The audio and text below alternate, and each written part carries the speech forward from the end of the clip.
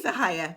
He's the most high, holy and eternal, King of all kings, the only true wise and living God, the Almighty. Well, good evening. So coming on today to provide some additional commentary to our previous podcast. For those of you who have had the opportunity to review our most recent podcast for our sister channel, Israel Diaspora Report, you'll be aware that it was called Sibeles, or These Two Nations Shall Be Mine. So we looked in that particular podcast at, well, we started with a statue really that is in Madrid, a legend apparently to that land, to find yet again another narrative very, very much centered on Israel. There may be those who want to refute that, but I think the evidence we presented in the actual podcast, well, does substantiate that conclusion. And we know that Spain wouldn't be the first country to have done this, because also we see, even in the narrative around the Christmas festival, also similar narratives around Father Christmas, Santa Claus, or St. Nicholas, aka Pope Nicholas V, who, as you recall, we have come to see, was lauded by being made the patron saint for Christmas due to his having passed the papal bull that initiated the slave trade that resulted in the gifting, essentially, if you will, of our peoples, the Israelites, to build their supposed civilization. So we've actually investigated and explored these narratives in previous videos we've done, most specifically one called The Hidden Significance of Christmas, which is also posted on this channel if you want to actually review that information also. So yet another historical or legendary narrative, European narrative, bites the dust, essentially, in that sense. So one of the actual issues I'm going to come on to talk more increasingly about is the issue of our land, the land of Israel. Because if you recall, well, that was the main cause of Yahuwah's ire, really, in the scriptures we looked at in that particular podcast, which is called Sibeles. If you recall, he explains his extreme displeasure at what Mount Seir, he refers to her, which is an ancient name for Edom. That was her actual name of her previous land when she was actually in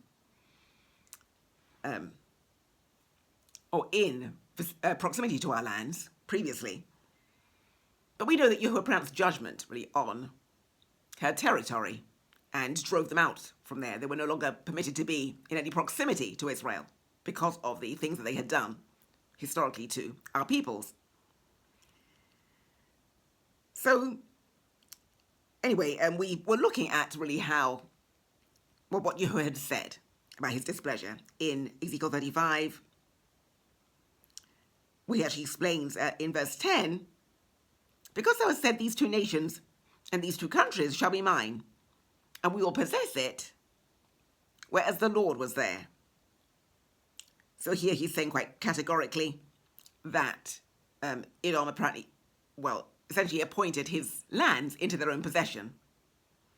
He makes it more strongly, that point, in Ezekiel 36, verse 5, where he says, therefore thus saith the Lord God, surely in the fire of my jealousy have I spoken against the residue of the heathen, and against all Edomia, which have appointed my land into their possession with the joy of all their heart, with the spiteful minds to cast it out for a prey.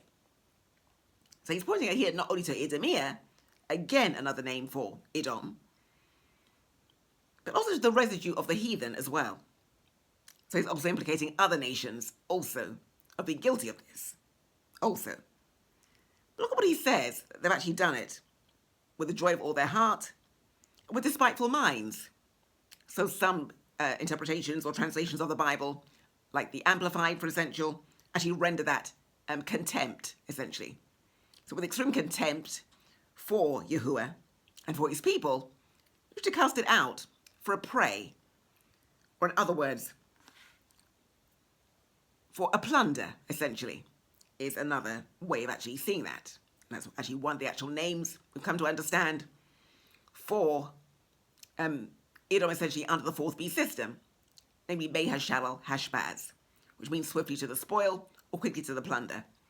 And this has been a major characteristic of Edom's, I guess, strident lead in terms of colonialism by the sword, essentially, which is essentially what their heritage that they were given was by their forefather Isaac, if you recall.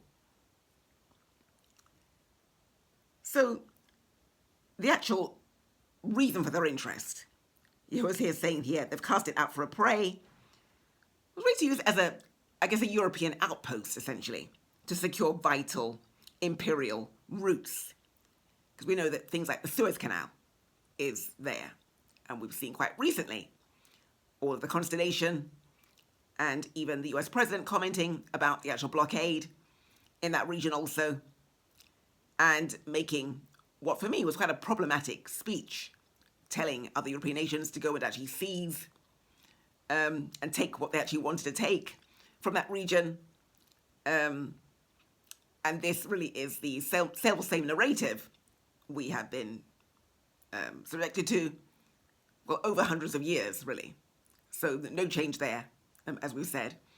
So we've actually explained, as part of our overall review of this history, in our MAGA series, again on the Exalt Diaspora Report channel, that we've come to the end, essentially, of a cycle of history. And we're all aware of the actual nature of history, that history, from the Ashtarite perspective over the past 2,000 years particularly. And rather than actually making a reckoning or a review of it, they, in 2020 particularly, decided to reinitialize many of their covenants and actual modes of actually operating and proceeding, meaning essentially they've bound themselves to that history and to that actual mode of operating. And we saw that quite clearly in the actual vocabulary and speech that Donald Trump did actually present around that blockade as well, which has very serious implications, not only for themselves, but really for other nations also. It says so much. So really coming on to say that, and really coming on to provide a complete repudiation, really, at this time of this declaration, essentially, that established or enabled our land to be gifted, essentially, to another people who are not the people. So Daniel even foretells that another people would actually arise who would say that they are the people. He said he would actually call them the robbers of our people. So they would actually arise and would try to establish a vision, namely that they are the chosen people, and establish a whole narrative really around this idea, but they wouldn't ultimately prevail. And really, we have explained, as part of the actual MAGA series that we have actually done of content, again, on our sister channel, really the implications, really, of how their nation has been used to essentially hide one of the greatest travesties or inhumanities, crimes against humanity in global world history. I mean, there's nothing really to parallel it, because we explained that what we deem to be the transatlantic slave trade, well, happened not only once, but twice, essentially, because it was an outgoing trade, mainly from Spain and Portugal, that were the last bastions, as we explained, by the late 15th century, to have significant numbers of our peoples still residing there. The other nations in Europe having by then resolved their Yashrite question or problem. So, as you know, we do like to debate the Yashrite perspectives, really, on this particular channel. And one of the things we have to now negotiate, really, is really to determine our way forward. Because I think, generally, we may have very much have seen enough, really. And we can see quite clearly, if you read the scriptures, and I may do a slightly longer session to explore this, to make it quite clear that I'm not making this up. It's actually what's documented in the scriptures itself. In the scriptures. That Yahweh is making it very, very firm. Has been making it very firm declaration for the recovery or the return of his lands. He's saying this quite clearly in several places. And it's also expressing his intent to return his people there. So look at what he says here in verse 12 of Ezekiel 36. It says here, speaking of his intention to return his true people, the brown Yashraelites, to his land once again. And he's saying, yea, I will cause men to walk upon you, even my people Israel, and they shall possess thee, and thou shalt be their inheritance, and thou shalt no more henceforth bereave them of men. So here he's quite clearly saying that the inheritance of that land belongs to his people, the actual true Yashraelites, which we know now are the actual brown Hebrew Yashraelites or Israelites. And he was very, very firmly stamping that land as their inheritance. So on that basis, it cannot be gifted, particularly by another people's, really have no autonomy or authority to even gift a land halfway across the world, on the other side of the world, to anyone, really. And as I was saying, the point I was raising is that the actual narrative around the Jewish people, and in this I'm quite sympathetic also in what I say, because I can accept that many Jewish people may also not be aware of this history. Some may not be aware, others may be perhaps deceived and not know. But essentially the existence of your nation is used to actually hide another, well, I mean, there's no other way to call it but a genocide, really, is essentially what it was, if you're just speaking and just calling it what it is. And that, of course, was what actually transpired from the late 15th century on. So why are we raising these issues now? Because I know there are many that will say, well, this was all so long ago. Can't we just let bygones be bygones, sweep it under the carpet and just move on? Well, believe it or not, yes, we, brown Yashraelites, we could actually do that. We could actually make peace with it, forgive Edom and the nations that participated in it. Equally, also the Jewish people also had quite a large, major part also in the enslavement of our peoples. And many of them actually, well, in the main, they bankrolled a lot of it and owned many of the slave ships. That's historical fact. But we could actually do that. However, in a sense, we're not really permitted to do that, because so much of the narrative of what we currently see and experience every day, as part of our lived everyday experience, still very much hails to this history and is very, very much connected to it. And now many of the actual perceptions and many of the actual outworkings of it are now institutionalized. Well, in everything. And to the extent that even, essentially, we've been looking also at even progress in Africa and how that is very much controlled in terms of how much they can come forward and actually progress as a peoples.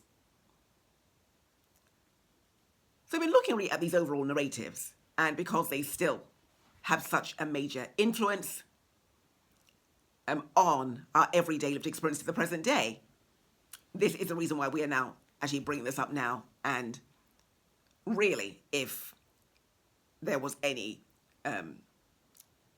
really conscience about these things, there would have been a reckoning of it. Because as I say, the actual period of the pandemic was actually almost a request from the divine, if you will, that a reckoning be made to many of these things. But that wasn't heeded due to hubris, in part due to ego, due to arrogance. And so what Edom particularly, I would have to say, have done is they've just tried to wed themselves to, I guess, the past in terms of systems, modes of operating. And they're going to find, moving forward, that they will come very, very unstuck. Because now, having come through the actual transitionary shift, which we've explained that we've come through, we're in a totally new world order, of which the actual former ways of operating are totally insufficient, and they'll find that they actually don't work any longer. In fact, I'm sure they're actually experiencing and finding that as we speak. Now, please don't blame me for these things, because I'm just actually stating what is a fact. It's just what it is. So as we say, there's some conflation, certainly, that goes on in national identities, and that's a deliberate move to conceal this other. I wouldn't say it's not a well-hidden history. You can actually find it if you actually dig. If you look for it, you can find it. You can see it in plain sight. It's not hidden in plain sight. But I think in view of what we're actually seeing, really, and I think with no sort of move to address these things, I think we are going to need to possibly call time really on this whole, whatever it is. We're certainly actually revoking and repudiating this whole arrangement. And I would even say to Jewish people, even living in the land, why would they even want to do that? Because I'm not sure if they're aware of what they're actually agreeing to, or the judgment they're actually putting themselves in line for in taking that action seriously. Because they can see, really, well, how even many of our brethren in the US are actually handled and are treated. And would probably love to know they would have had a land or somewhere they could have fled to, or that they could have belonged to. And of course, are not able to do so because there's no facility to do that. So as I say, we can see that Yahuwah is very, very firmly putting a demand, really, on the nations to actually return his land.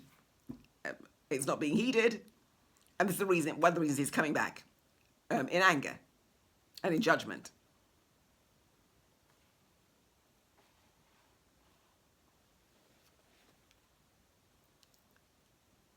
So we see all the narratives really around that land that are made to conflate and to hide as much as possible the true identity really of the land, because now we have people living there who look more European, in fact, than they do even indigenous to that region. Now, that particular region, that land, the land of Israel, is actually on the North Tectonic Plate. So, make again another testament to the fact that it is the Shemites are brown people, and not at all European looking at all. So there were indigenous peoples to that land, even the Arabs indigenously were brown, because of course their father was a Yisraelite and their mother an Egyptian. So, and there weren't European Egyptians in that time. The European Egyptians didn't come until much, much later, post the actual invasion of Alexander the Great in 323 BC.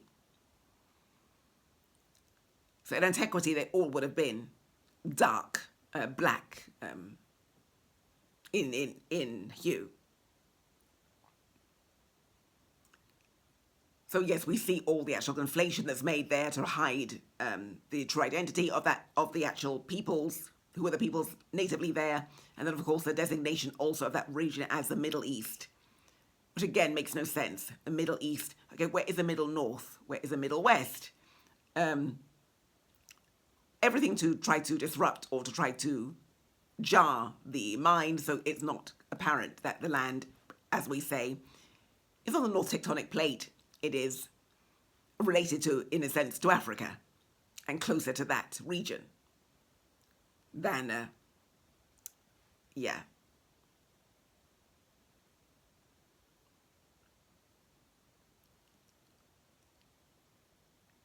So that's all I want to say, that we'll be speaking increasingly really around this particular issue moving forward as well, and looking to really see how we got to where we find ourselves today.